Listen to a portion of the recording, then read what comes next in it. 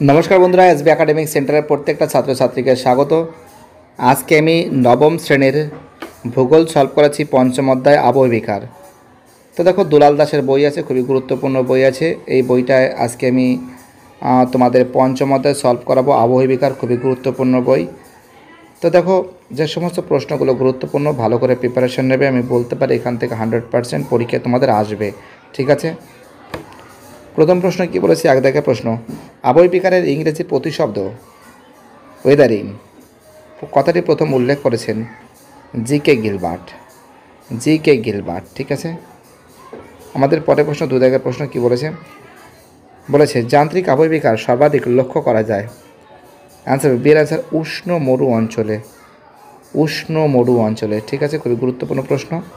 আমাদের পরের প্রশ্ন, তিন দাগের প্রশ্ন। রাসায়নিক আবহবিকার সর্বাধিক লক্ষ্য করা যায় ড্যাশ অঞ্চলে। অ্যান্সার হবে, এর অ্যান্সার ক্রান্তীয় বৃষ্টি অরণ্য অঞ্চলে, ঠিক আছে। চার দাগের প্রশ্ন, যে প্রক্রিয়া যান্ত্রিক আবহবিকারের প্রকারভেদ নয় হবে ডি এর অ্যান্সার সিটিং। কী হবে? অ্যান্সার হবে সিটিং হবে। খুব ইম্পর্টেন্ট কোশ্চেন, অ্যান্সার কী হবে? সিটিং হবে। পরের প্রশ্ন, পাঁচ দাগে। জল জমে বরফে পরিণত হলে আয়তনে কী হবে? আয়তন হবে 10%। কী হবে? 10% হবে।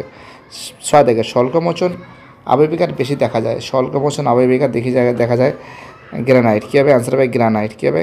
খুব ইম্পর্টেন্ট কোশ্চেন, গ্রানাইট হবে। আমাদের চলের পরের প্রশ্ন, সাত দাগে। জৈবিক আবহবিকারের গুরুত্ব বেশি। অ্যান্সার হবে, এর অ্যান্সার ইঁদুর। আর দেখে জলযোজন অধিক কার্যকারী হয়। অ্যান্সার হবে ক্যালসিয়াম সালফেট। কী হবে? ক্যালসিয়াম সালফেট হবে। ওকে।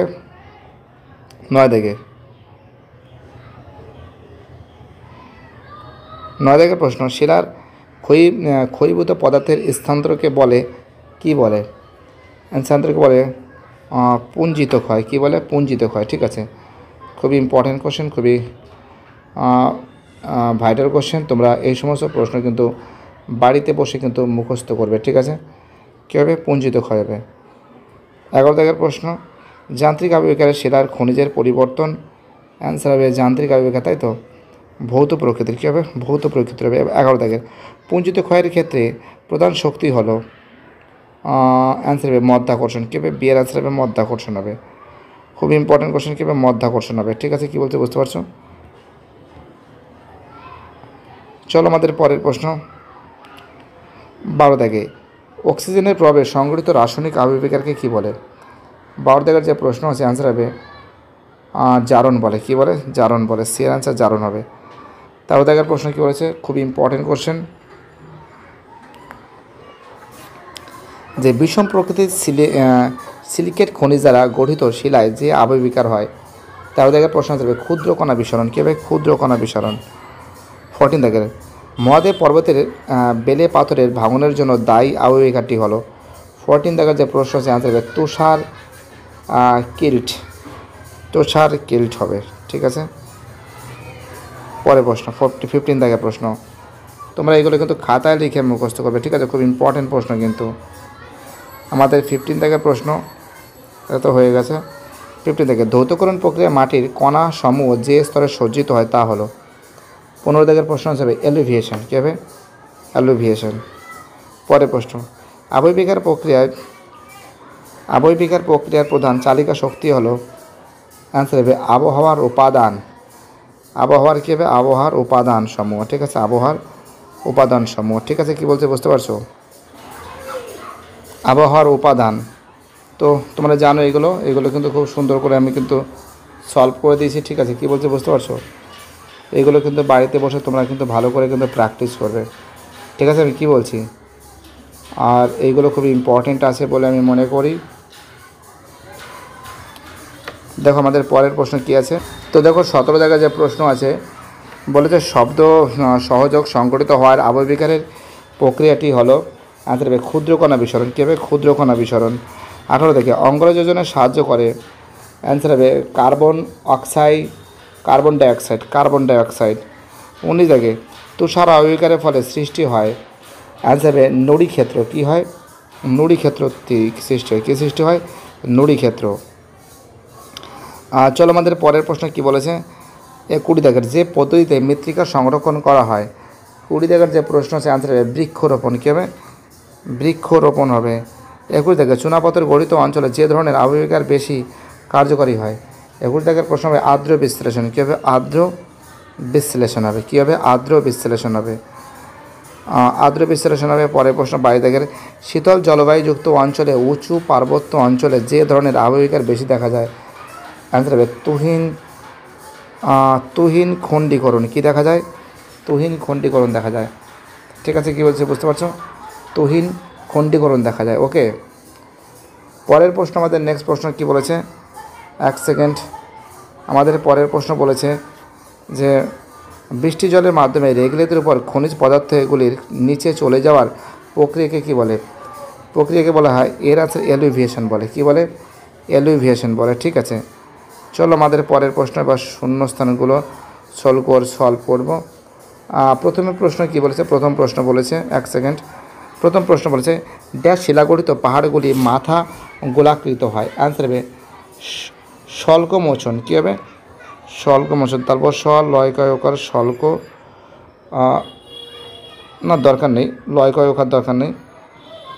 তারপর লয়কয় স্বল্প মোচন করো ময়কার চন্ন। স্বল্পমোচন শিলাগঠিত পাহাড়গুলি গোলাকৃত হয়। ঠিক আছে। 2 দেখে নিরক্ষীয় অঞ্চলে ড্যাশ আবহবিকার প্রধান দেখা যায়, নিরক্ষীয় অঞ্চলে রাসায়নিক আবহবিকারের প্রধান দেখা যায়। ঠিক আছে, চলো পরের প্রশ্ন আমাদের 3 দাগের প্রশ্ন। মৃত্তিকার মধ্যস্থ জৈব পদার্থকে ড্যাশ বলে, অ্যান্সার রেগিলিত বলে। রেগোলিত রেগোলিত লয়হস্যি থোয়া রেগোলিত বলে। ঠিক আছে, আমাদের পরের প্রশ্ন চলো 3 দাগে মৃত্তিকা মধ্যস্থ জৈব পদার্থকে ড্যাশ বলে। 3 দাগের যে প্রশ্ন আছে অ্যান্সার হবে, এত রেগুলেট আমি বলে দিয়েছি। 4 দাগের প্রশ্ন মাটি ক্ষয়ের সূত্রটি ড্যাশ, আসলে বৃষ্টিপাত। মাটি ক্ষয় যে সূত্র আছে এটা তো বৃষ্টিপাতের ফলেই মাটিটা ক্ষয় হচ্ছে। ঠিক আছে, চলো আমাদের পরের প্রশ্ন চলো যে চলো 5 বলেছে মাটির কণার আকারকে ড্যাশ বলে, পেট বলে। পয়কার ড পেট বলে। ঠিক আছে, কি বলে? এটাকে পেট বলে। 6 দেখে বৃক্ষরোপণ মাটির ক্ষয়কে ড্যাশ করে, বৃক্ষরোপণ মাটির ক্ষয়কে কিন্তু প্রতিরোধ করে। কি বলে? প্রতিরোধ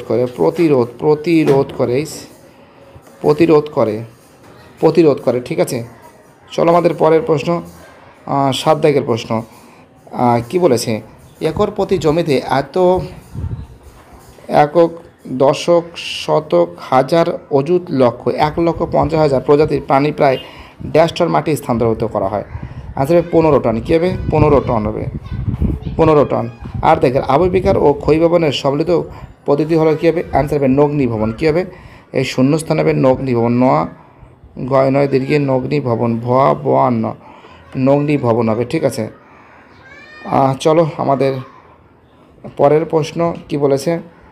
9 দাগের প্রশ্ন তুহিন খণ্ডীকরণের পদ্ধতি ড্যাশ দেখা যায়, অ্যান্সার হবে উচ্চ পার্বত্য অঞ্চলে দেখা যায়। কী হবে? এটা হবে উচ্চ পার্বত্য অঞ্চলে দেখা যায়। উচ্চ পার্বত্য অঞ্চলে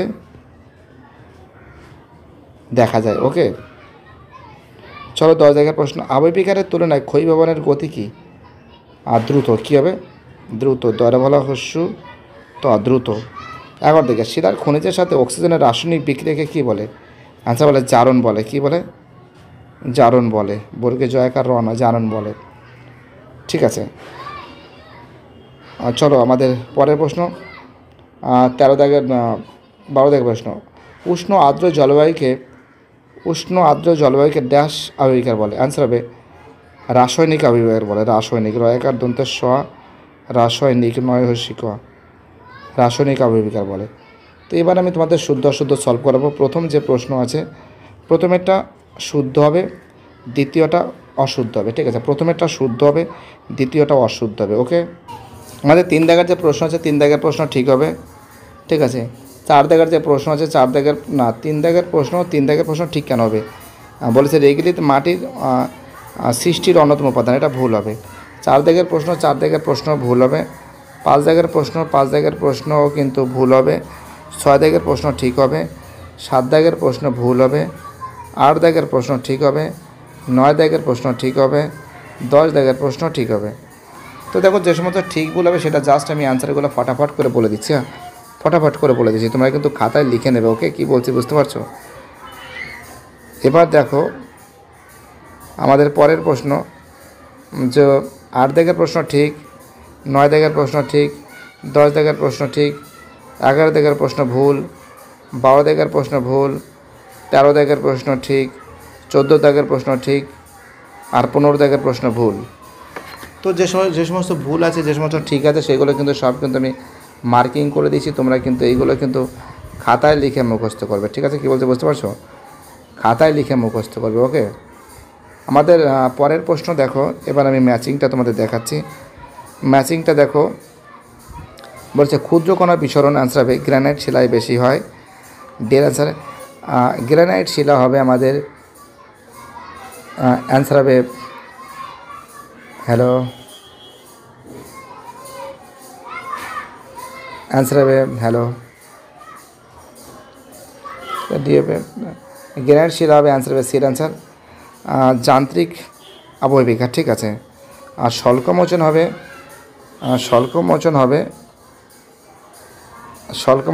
এর অ্যান্সার হবে পাহাড়গুলির মাথা গোলাকার। এলিভেশন হবে আমাদের মাটির কণার নিম্নগমন, ঠিক আছে, মাটির কণার নিম্নগমন। ঠিক আছে, কী বলতে বুঝতে পারছো? যে সমস্ত প্রশ্নগুলো ইম্পর্টেন্ট এবং যে সমস্ত প্রশ্নগুলো ভাইটাল, সে সমস্ত প্রশ্নগুলি আমি কিন্তু মোটামুটিভাবে তোমাদের আমি সলভ করেছি। এবার আমি তোমাদের বাকি যে প্রশ্নগুলো আছে এই প্রশ্নগুলো সলভ করে দেওয়ার চেষ্টা করছি। ঠিক আছে, প্রথম দেখার যে প্রশ্ন বলেছে আবহবিকারের মূল উপাদান কী? আবহবিকারের মূল উপাদান হলো জলবায়ু। কী হবে? জলবায়ু হবে। কী হবে আবহবিকারের মূল উপাদান কী হবে? জলবায়ু।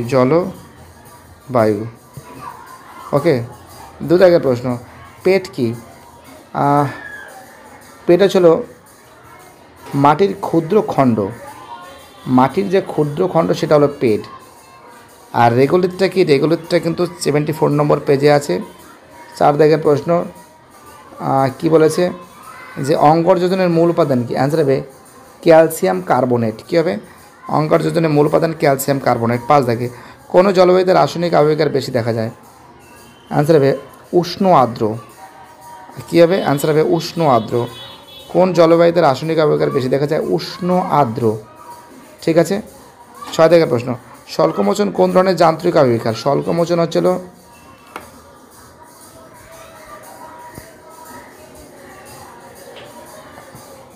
উষ্ণতার প্রভাব। স্বল্পমোচন কোন যান্ত্রিক ধরনের? এটা উষ্ণতার প্রভাবে কিন্তু এটা হচ্ছে।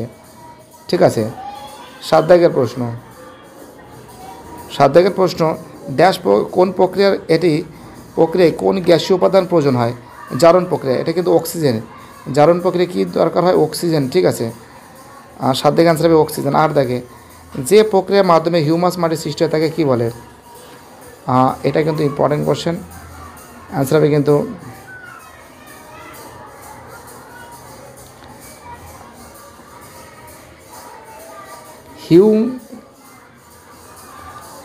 হিউমিফিকেশন। অ্যান্সার হবে হিউমিফিকেশন।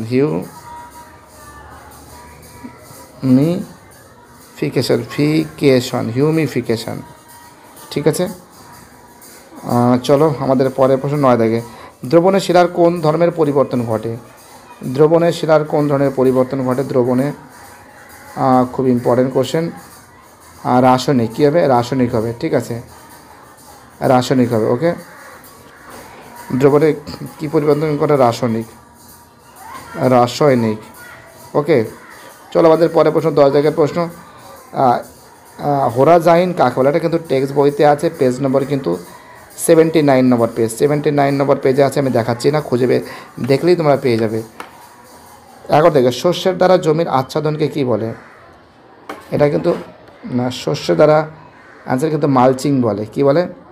মালচিং বলে। এটা কিন্তু অনেকবার সলভ করিয়েছি। ঠিক আছে, চলো আমাদের পরের প্রশ্ন পরের প্রশ্ন বলেছে জলযোজন বিপরীত প্রক্রিয়া কি? অ্যান্সার হবে আর্দ্র বিশ্লেষণ। কী হবে? আর্দ্র বিশ্লেষণ হবে। কী হবে? অ্যান্সার হবে আর্দ্র বিশ্লেষণ। ওকে, অ্যান্সার হবে আর্দ্র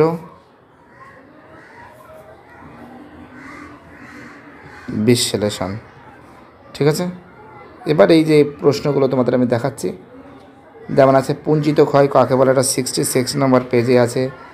আবহবিকার কাকে বলে, এটাও 66 নম্বর পেজে আছে।